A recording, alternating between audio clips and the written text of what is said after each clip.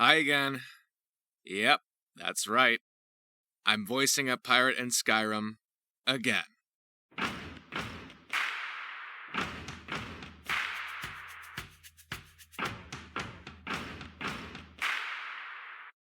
Whew. So, where did we leave off last time I even did a video like this, and honestly, a big video like this to begin with? Well, honestly, when you last saw, it was a really big project that had 2,000 lines of voice-acted lines. I'm making oxymoronic statements and sentence structures again, at least that's classic for the channel. And 12 quests, where half of them were for romance options, and the other were for platonic. So where did we go, and why did we go where we are now?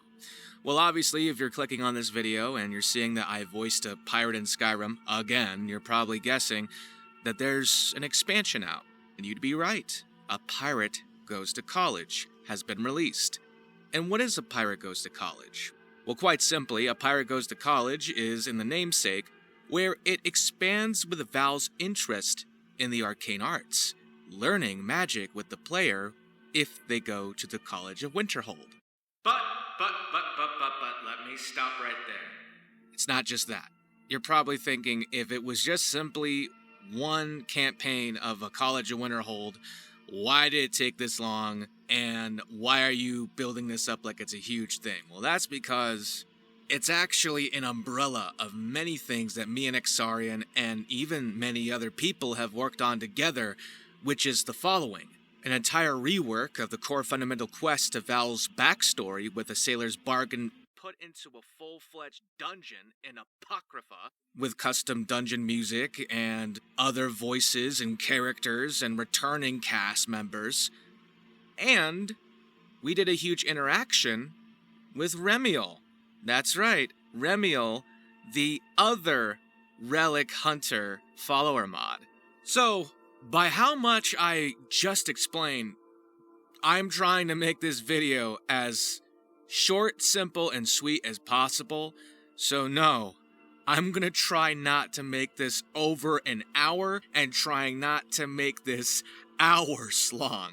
So, if you want more of the rough details, I actually recommend going into the Q&A that we did a couple months back of the showcase we had for A Sailor's Bargain and its dungeon.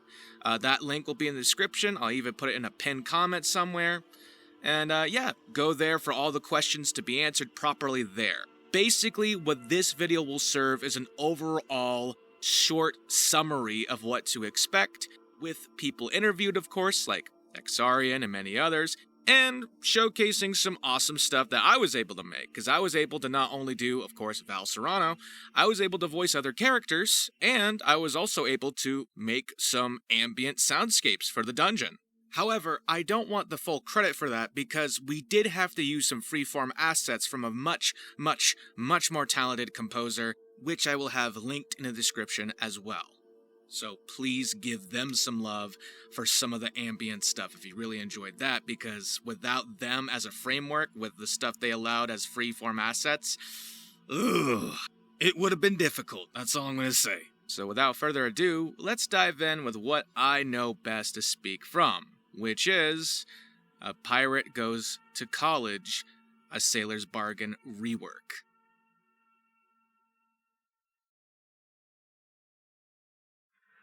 Welcome to your worst nightmares manifest.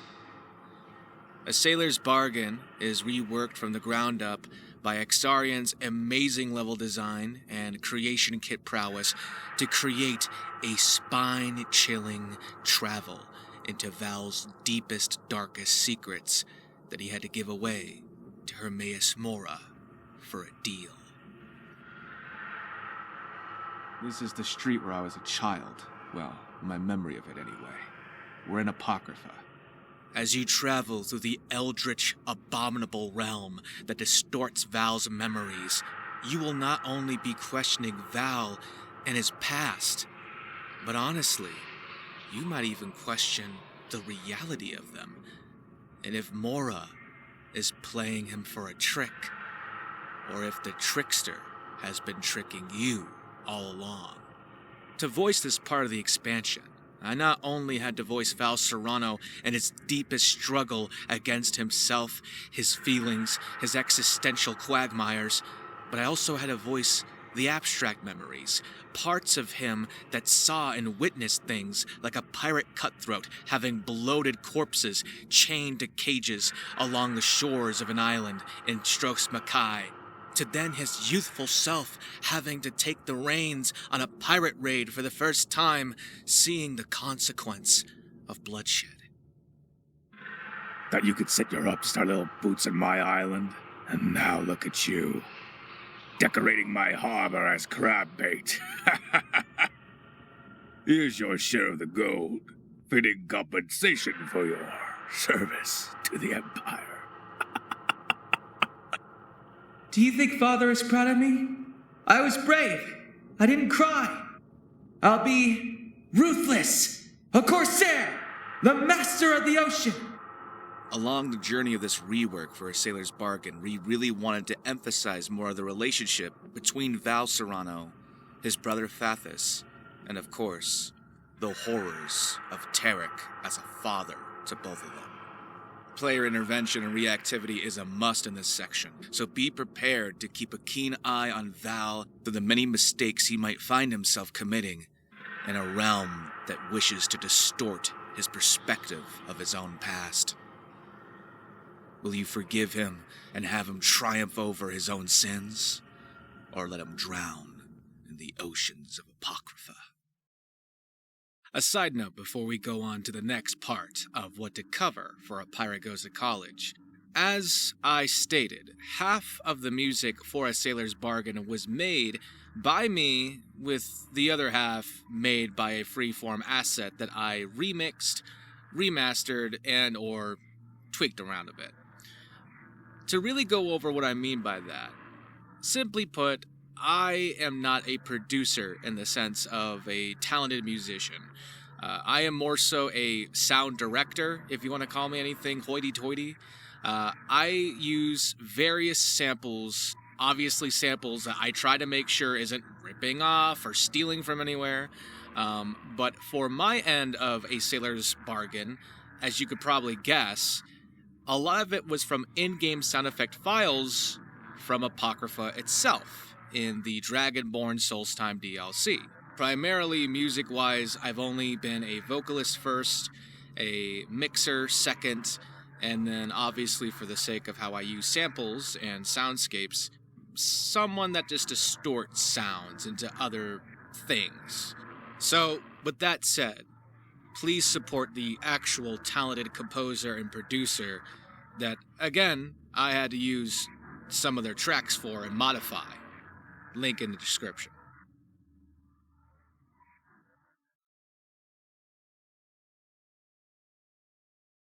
So, let's talk about going to college. A very interesting time for many people in the real world of their lives. It's the same thing, if not more profound, for Val at the age of 32 in Skyrim to be going to the College of Winterhold. For those of you who have been playing Val Serano's base release from the start of this year, you know that there is actually a side quest that you could take Val on to a number of head wizards and mages of courts within the province areas to try and get a grasp on the theoretical study of Arcana. Having him take the leap of faith to trust himself within these teachings of head wizards, while noble for the player, is not going to be enough to scratch that curious itch for Val when it comes to really knowing the art of Magicka. So, AXARIEN, once again, has decided to take it upon herself to deliver an insane amount of roleplay options for various players with build sets around the arts of magic, regarding if it's restoration, illusion, alteration, conjuration, and destruction. This goes without saying, but obviously, Val Serano is going to have a number of reactive comments regarding the campaign of College of Winterhold, from when the player comes in as a novice jumpstart in the field of magic, to the head archmage of the entire college itself, as well as even some extra content and quests for you to help Val out in his enrollment to the college as well. You see, he really wants to take the reins of knowing his true potential as a battle mage. And of course, don't think we left all of you lovebirds out in the snow when it comes to ways to seduce and have charming romantic options with him at the College of Winterhold. So whether platonic, romantic, you could help him always get up early in the morning for the classes to begin by fetching him coffee, trying to brew coffee, or telling him to stick it up his and going to class as a man and not as a man-child. Or you could have a snowball fight with him. So whatever picks your fancy about this College of Winterhold content that obviously is the namesake of this expansion, just know there's a variety of options, reactivity, as we've always promised to deliver from the base release we gave at the start of this year. And while I could go over mountains and mountains of things I've had to voice and or participate as the co-writer for this expansion, I'm going to leave it up to AXARIEN and some other people that helped contributed to this later on in the video when we go over some of their answers that I'm going to give in question form in an interview type style, just like I did in the last video. So for just this segment alone, I'm going to let a couple clips play out of what beta testers and obviously AXARIEN has to provide in terms of some of the things I just narrated. So I'll be seeing you in the next segment.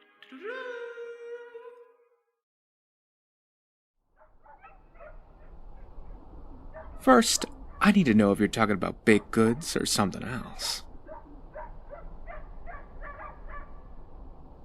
That's a relief. I thought you were going to complain about that time I pinched your, anyway, I know absolutely nothing about your missing sweet roll.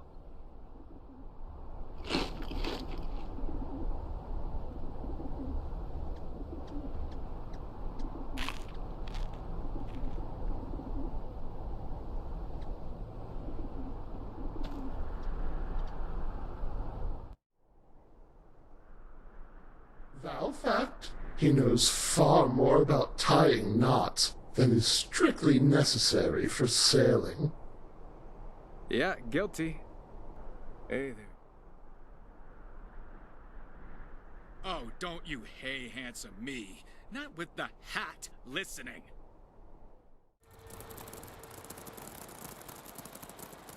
Oh, come on. It's not that deep, and we need the star.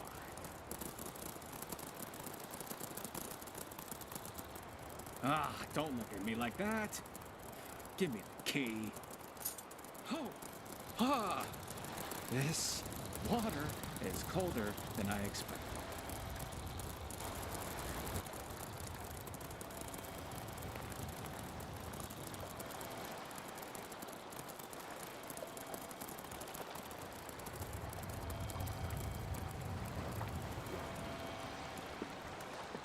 Hey there. Don't say I never did anything for you. Here, keep this safe while I try it.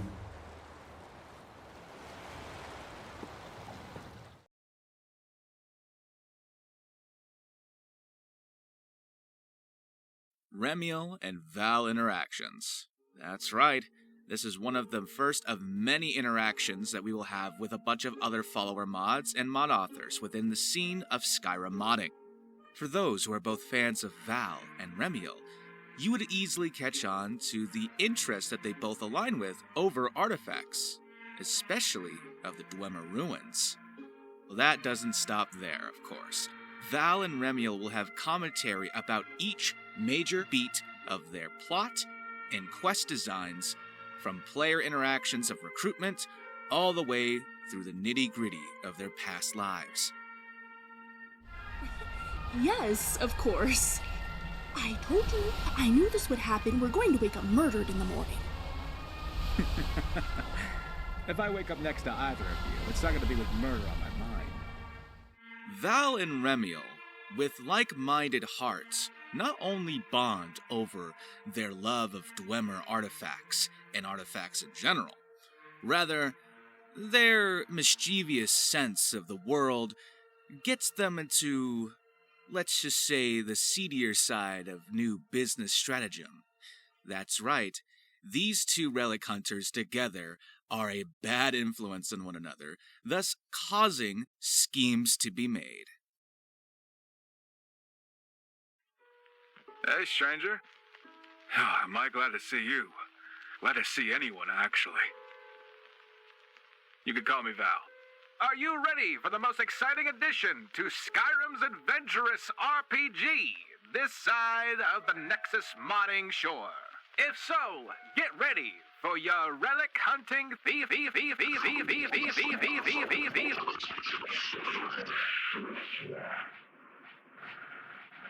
Sorry to spook you for a second, but it has to be addressed.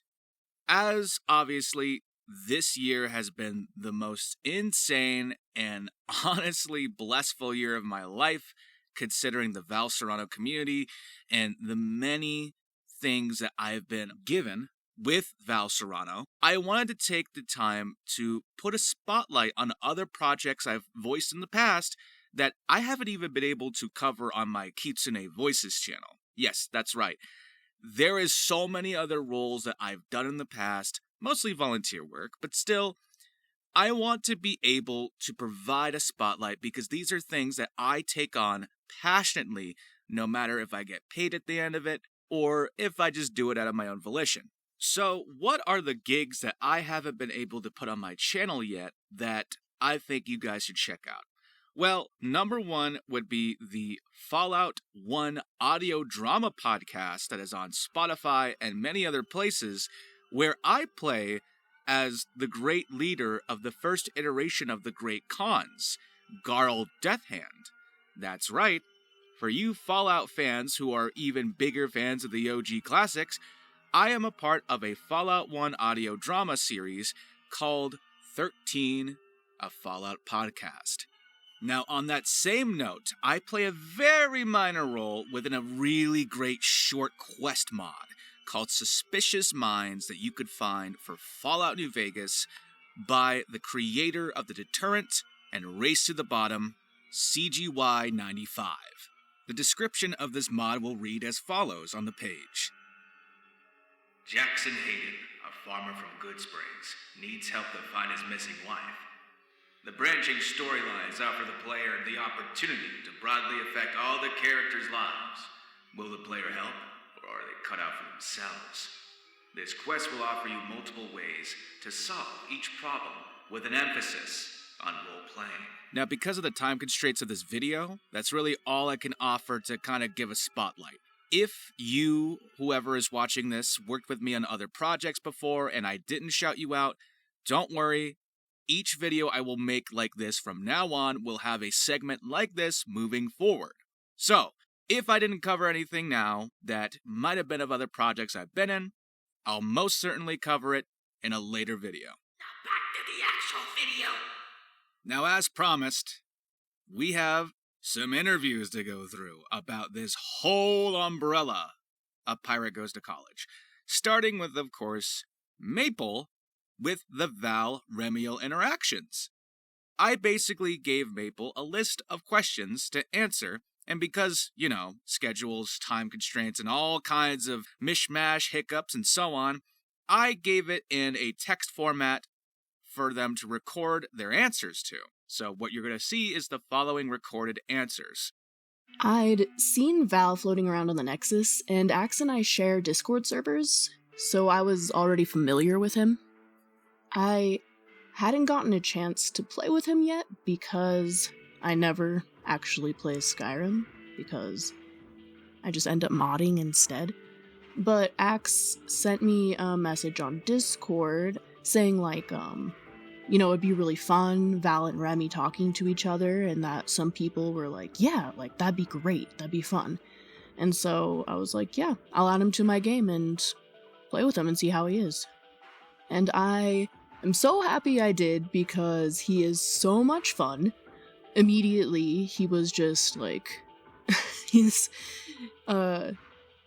just a little thief, He's got his thieving ways, and I always play as a thief or an assassin, so he just slotted right into the way I already play Skyrim.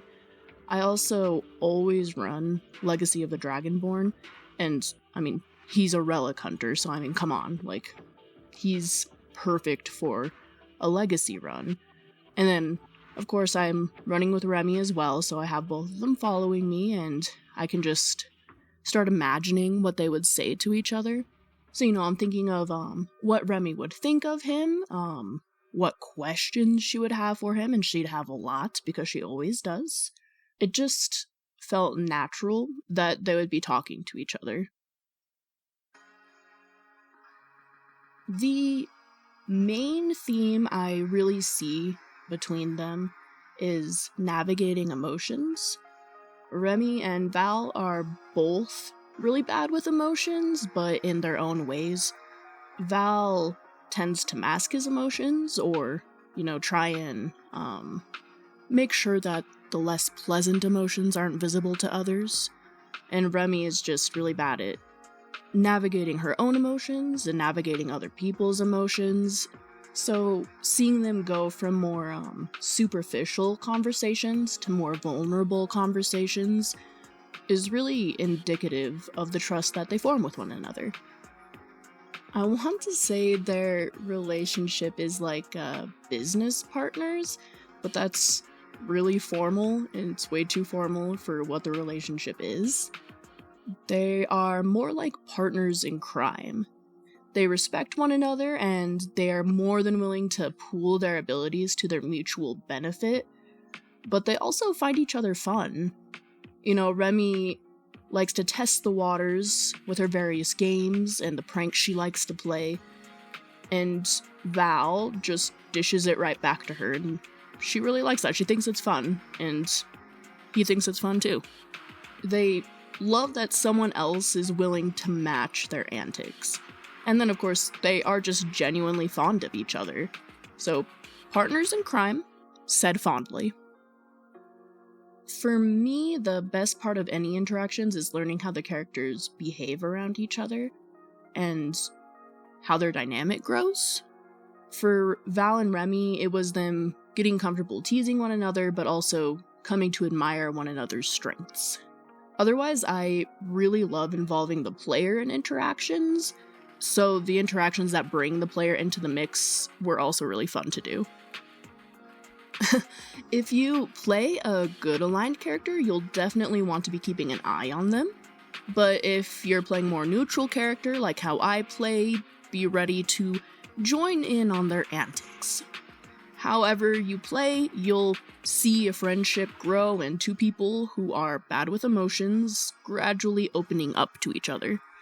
Mostly, I'm looking forward to getting into the new Legacy of the Dragonborn update. Like I said, I always play Legacy of the Dragonborn, and V6 dropped, and I'm very excited about it. I did, obviously, Remy commentary for V5, so I just want to see what's new, what all they've added, and see what Remy would think of it all.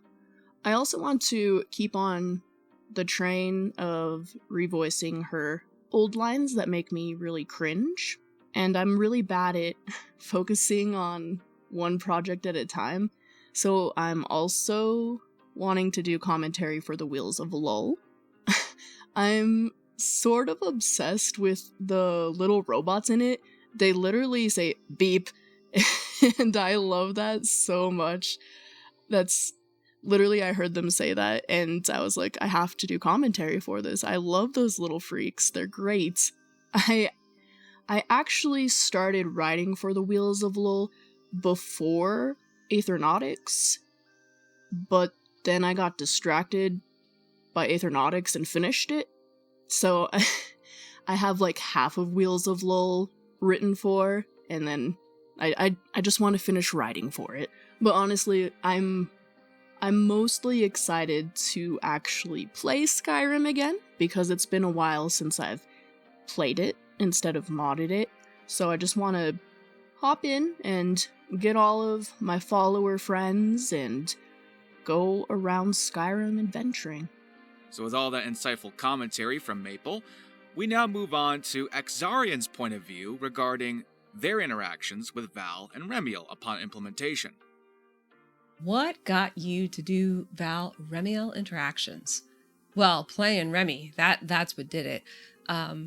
I have, like many modders, I play Creation Kit. I don't get a lot of chances to play modded Skyrim, even though I love mods. So I try to dedicate break time between working on projects to actually playing mods that look cool to me. And Remy had been on my list for a long time. So I got a chance to play Remy, and immediately as I started playing her, she and Val are peas in a pod. They have so many common interests. And I just started getting ideas, and it just naturally started coming to me that as I played Remy, Val would have something to say. And in fact, he would have things to contribute, and he would probably be very reactive to the things that she was doing. And I knew MAPLESPICE just from being around the community. She had helped me. Actually, Maple and I had gotten to know each other because Val has a lockpicking mechanism, and when I was learning how to do a lockpicking mechanic, I knew that Remy had one, and I reached out to Maple and asked her if she would help me learn how to do it because I knew Remy lockpicked. So Maple taught me how to pick locks in Skyrim with your custom followers. So we had chatted a bit before. So I reached out to her. I said, like, hey, playing Remy, I think she and Val would have a lot to talk about. Would you be down for interactions? And she immediately agreed, for which I'm very grateful. And we started writing. And it went very smoothly and very quickly of us writing back and forth of, Val and Remy's friendship rapidly developing from initial suspicion to, literally being thick as thieves. What themes did Val or Remiel interactions touch on, enhance, or carry over from each other? I think a big one is found friendship. Remy is a character that has had a lot of pain in her past with a loving family, but some tragic events befell her, and she's got a difficult past with her fiance where she has tried to separate herself from a life that other people wanted her to have to forge her own life and pursue what she was passionate about. And she doesn't want to take no from anybody. Remy's very strong with her opinions and very forceful and very curious about the world. And that has a lot in common with Val, where, his early life in Imperial City felt like somebody else's life for him, and he wanted to forge his own destiny as well. And he is got this natural curiosity. So I think they encourage her in a lot. I think they encourage each other in a lot of ways, where, Val's street savviness and confidence is a boost to Remy. And I think, Remy's acceptance of who she is as a person is a benefit to Val. Let's see. How would you describe the relationship between Val and Remiel? So Val and Remy are besties. Like, they're two peas in a pod. They're thick as thieves. They are a yes and kind of friendship. They both have a flexible relationship with the law. They both think their own ideas are better than anybody else's and are willing to do what is necessary to satisfy their curiosity. And they don't really take any shit from anybody either. So the two of them have a lot in common in that regard. They are comfortable with stealing. They're not really bothered by rules if it gets in the way of their interests. And they like making money too, I will say. They're entrepreneurial, the two of them together. What part of the interactions were the most fun for you? So one thing I always think is funny is when a character is intelligent enough to call Val on his bullshit. So Val is full of bullshit a lot of the times. He, does present this charming facade. He likes to lie just as a matter of habit, and he likes to flirt recreationally. So one of the things I found very funny is that Remy is uninterested in romance in a conventional way, and she's completely immune to Val's non-serious efforts at flirting. They just fall completely flat. So he's got to, normally his charm is very successful in winning people over. He's got to use logic and engineering to talk to Remy. So that was fun. I also find Remy just sort of bulldozing over Val, just sort of wanting her own way to be very funny as well too. The two of them are both very headstrong, so writing them find mutual respect for each other in that regard, while also butting heads about wanting their own way, was very funny too. Like there's small little scenes where they both have Dwemer crossbows that they've custom built, and they compare notes on this. And Remy gets so excited, she just, grabs it out of Val's hand and starts looking at it at one point. And he's like, can you just ask instead of grabbing, stuff like that. On a more serious manner, in their personal quests, they certainly butt heads about who's in charge of this and who's making the decisions and who's calling the shots. So that was a lot of fun, having a character that can see through Val's act, that can call him on his bullshit, that can't be easily persuaded by him, really opened up some fun interactions.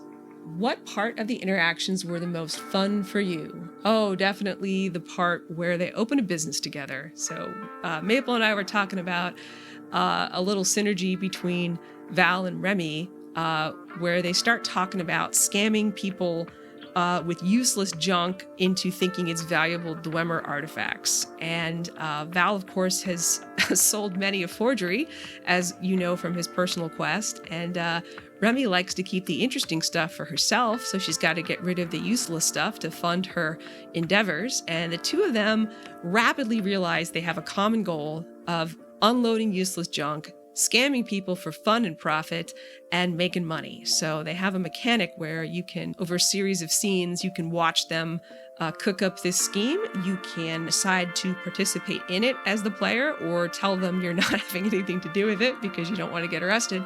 But if you decide to participate, you can offload some of your useless junk to Remy. She will make it into something that looks reputable. Val will scam the next shopkeeper you come across, and then he will share the profits with you. So that is by far my favorite part of the interactions. Any words to the fans on what to expect when playing the interactions? They are dynamic, so you will get different interactions if you rescue Val first and then go meet Remy. And you'll get a separate set of actions if you go meet Remy in Markarth and then go rescue Val second. So I would encourage you to explore both possibilities to see the full set of interactions there. So now that we've moved on from the commentary and interviews with each other about Val and Remiel, let's go straight to the vein of it all, a Sailor's Bargain rework, with how AXARIEN and I handled the process of redoing Val's quest beats of his personal past with his brother and his father, Tarek. What was the motivation to redo the quest? Well, when I first wrote the mod, I was really tired when I got to Act 3.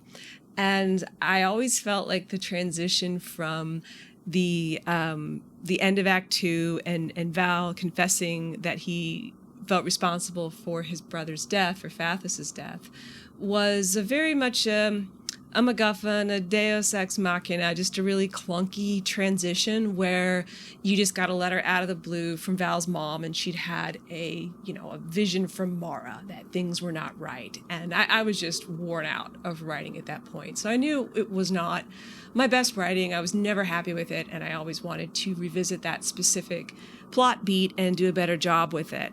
And then, the Sailor's Bargain dungeon itself, like many modders, I'm completely self-taught, and I just have been figuring everything out as I went. So my initial skills in Creation Kit and with scripting were not sufficient to realize a full vision for an original dungeon in Sailor's Bargain. So what I had done was take a existing dungeon cell that exists in the vanilla game, and I modified it to be original. It was unremarkable, but I had this vision in my head of a journey through Val's past, and that what his bargain with Hermaeus Mora to get the knowledge he needed to free himself from his father's control, from his father's narcissism and his father's idea that Val had to be just like him. How did Val get the self-awareness to understand his situation? I'd always kind of envisioned that Val went through a very painful journey of self-exploration under Hermaeus Mora's guidance, that he went through his own mind in, 10 years of therapy in a very short time, and in a very unkind way, because it was through a Daedric prince. So Val had to unpack everything that was in his head and look at it and understand it in the very harshest of lights. And all of that would be laid out as knowledge, self-knowledge, and self-lies that Val had traded to Hermaeus Mora in service, because Hermaeus Mora, being a knowledge demon, wants any knowledge he can get. Anything that's hidden especially is valuable to him. So even factual accounts of what happened between individuals would be just as valuable to the knowledge demon as anything else. So I really wanted to smooth out that story beat and further tell Val's backstory about how he had gotten control of the Dark Rose, where his rift with his brother Fathus had originated, and make it more clear that they actually are half-brothers, not just, brothers in friendship, but brothers actually by blood as well, too. What was the reason for the more dark themes and deeply intimate approach to Val's past regarding Apocrypha's realm?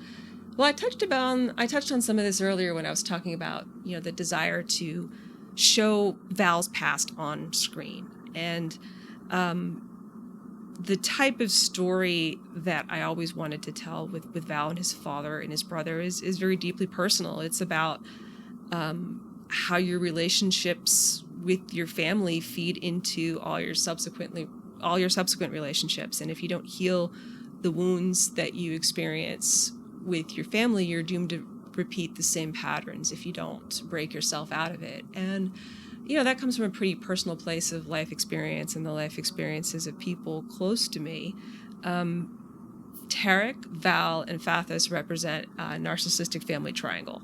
Tarek is the father, the grandiose narcissist, and his two sons, Val is the golden child, the one that represents all the things he likes about himself, and he relates to Val and is only capable of loving him as an extension of himself and how he idealizes himself. And as long as Val matches up to that, then everything's great.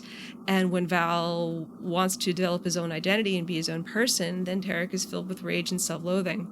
And in contrast, Fathus is the scapegoat. Everything that Tarek hates about himself, everything that has gone wrong can't possibly be Tarek's fault, so he projects it onto Fathus.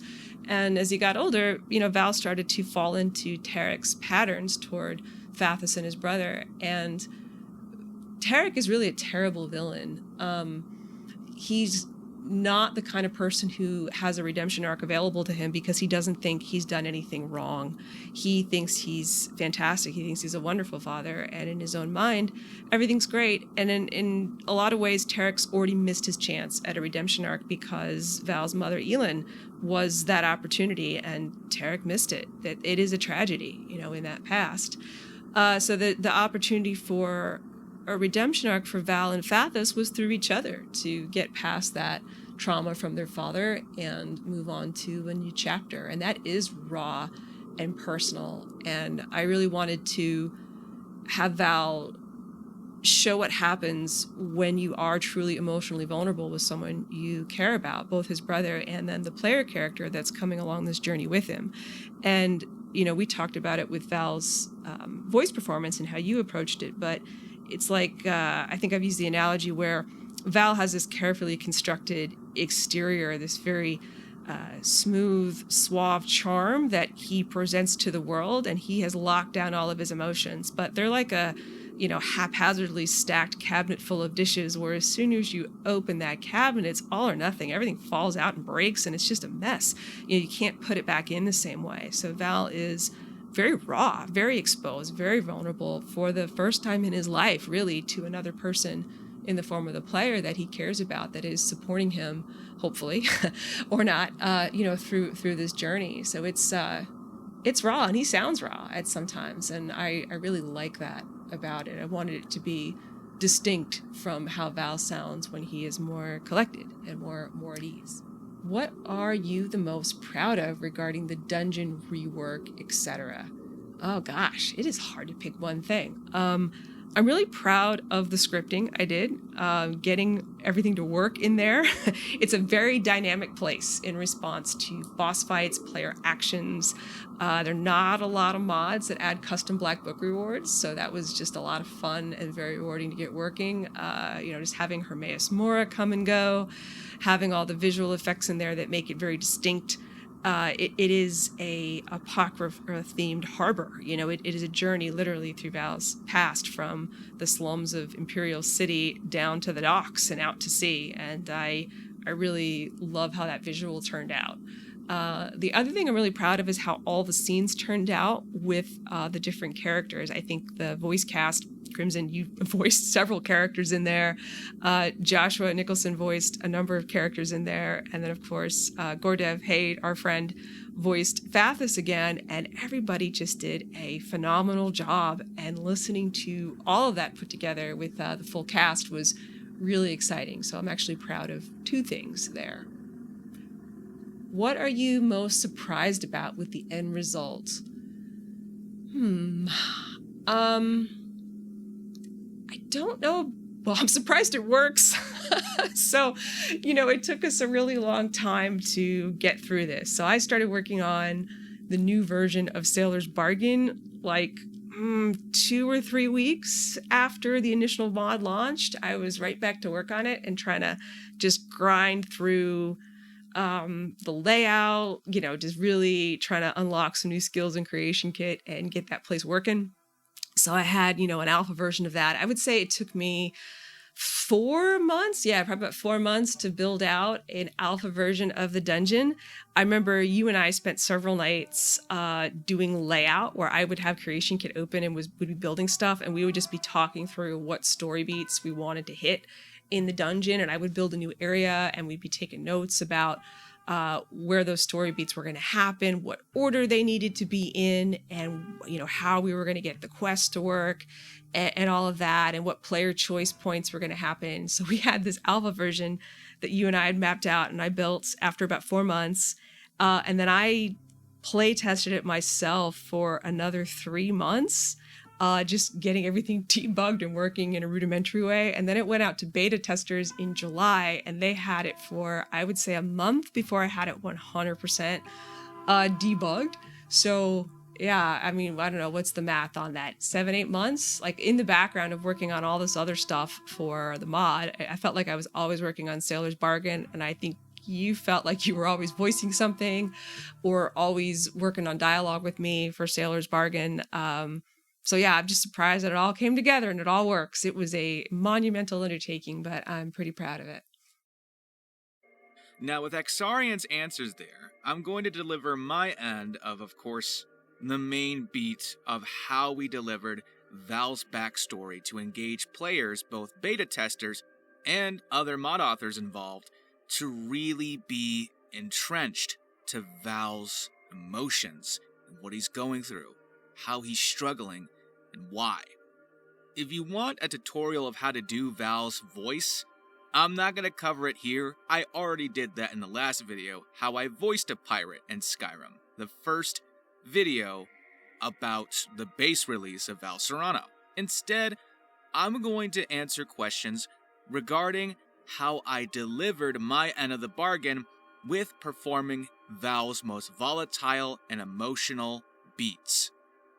So to start off, we're going to be going over a bunch of questions that AXARIEN asked me to answer. So, with the first question, what did you think when I first introduced the expansion concept?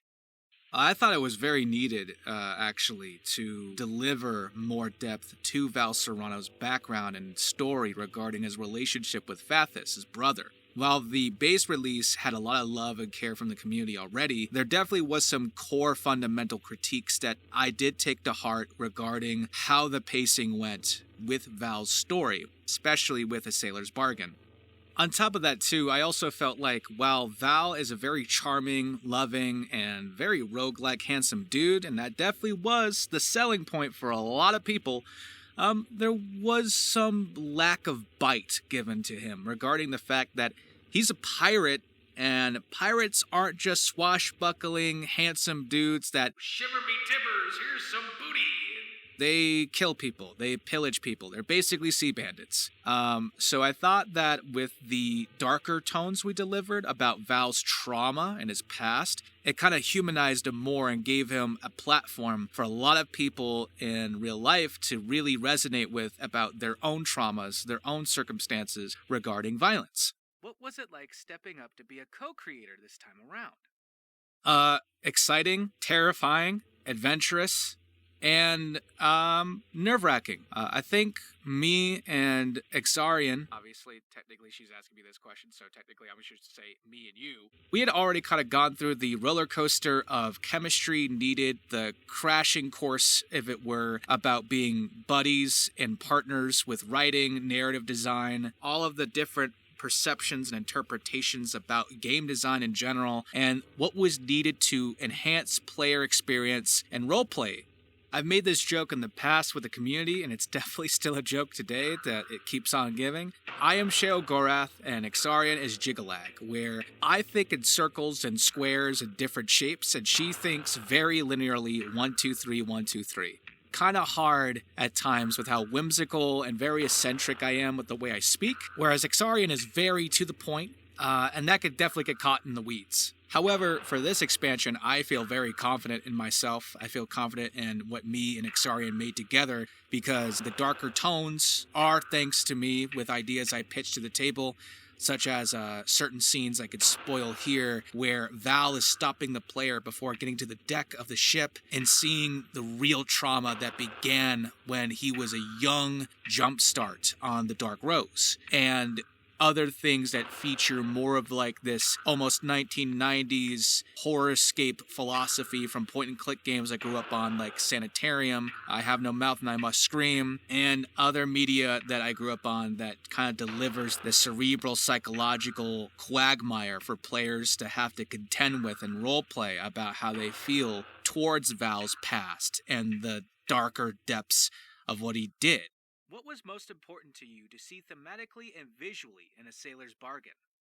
Definitely the alien apocryphic leap into Val's past and how distorted, muddied, and very just uncanny those memories were. Almost like it was a visual indicator that a lot of how Val remembers his past is very much perverted by his own preconceived judgments and his own perception regarding it. Definitely when it comes to the themes of regret, redemption, and self-loathing, I wanted to really encapsulate that Val is someone that absorbs so much responsibility for himself and has so much high standards against himself that he literally will even blame himself for having done things at the age of 13. Were there any concepts you considered but we discarded, and if so, why? I don't know really about A Sailor's Bargain. I feel like we were very one-to-one in the night that we planned a lot of details. I think if there's anything that I could say we quote-unquote discarded, it was more so I gave suggestions of what to modify instead. For example, there's a Redguard pirate in Val's memory that I decided to kind of offer suggestions of how to tweak, like, hey, give him a much bushier beard, make him like a very classic pirate archetype, because that way it mentally distinguishes Val from the rest of the pirate culture of Elder Scrolls into a more defining way of things that might have alienated Val when he was growing up in the pirate life that he just didn't want to keep, right? Like, he didn't want to have a bushy beard, a pirate hat, right? All that good stuff. Because he's, a bit of a diva. But also because I imagine he associates from even a young age subconsciously all the horrors of piracy, which we've talked about a lot in the past regarding how Val has romantic kind of tinted goggles regarding his past life and his ideal of being a pirate and what he thinks it is, versus oftentimes what the reality is from, well, his father. What inspired you with the music you mixed for the dungeon?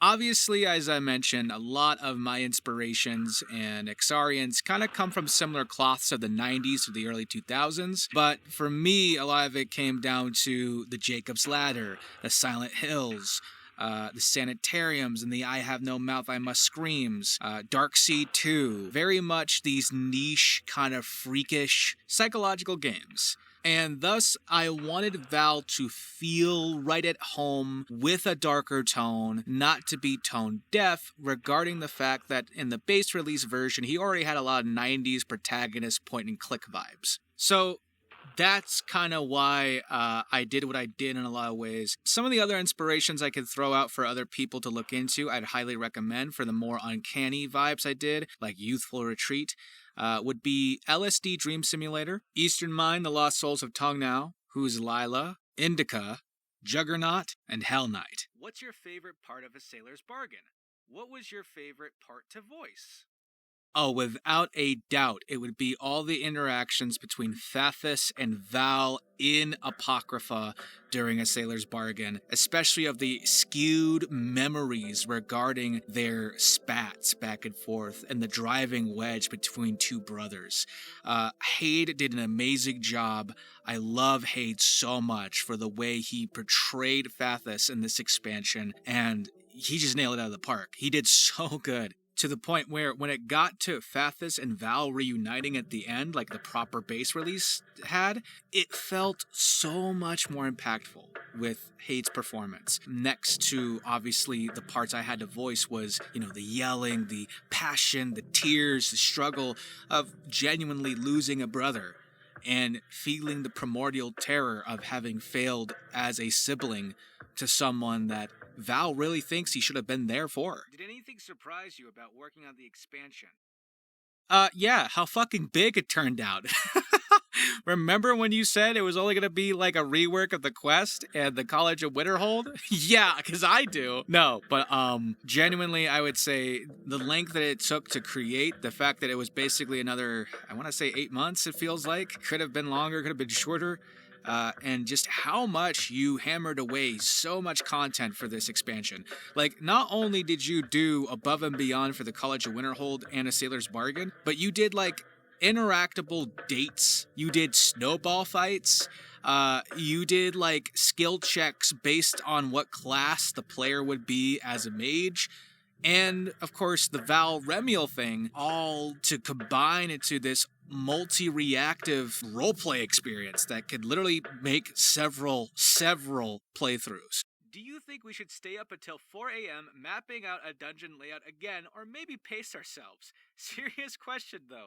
Do you think it's better to work hard when the creativity is flowing, or set structures on work and production time? Is it one or the other, or a mixture? I think I would be a big hypocrite if I said to only be about pacing and production time, because I myself, I am a ball of creative outbursts. I don't really have like a schedule. I don't even schedule out my day-to-day life. I don't really do a lot of things based on like a production. I think I've only accomplished discipline and having a regiment now because I'm getting way too old to constantly throw myself against a brick wall thinking I'm going to be okay. So I would say for the long term, definitely pacing would be better. For how I usually practice the more creative aspects, I do think having that immediate call to action once you feel inspired is mandatory. There's a famous quote by David Lynch I'm going to play. If you forget an idea, it makes you want to grill yourself. So yeah, I believe that's all we can cover right now for this video of A Sailor's Bargain, and of course, how I voiced a pirate in Skyrim again. If you enjoyed all this coverage, and you are tempted to, please download the mod, come back here, and comment what your thoughts are regarding the content. Here, displayed are going to be the credits of all the people involved, links to my music that you're hearing right now, played for this outro, and some fan art of Val Serano from the Val Serano Discord community. So, until next time, it's been Crimson Gray, and I hope you had a good day.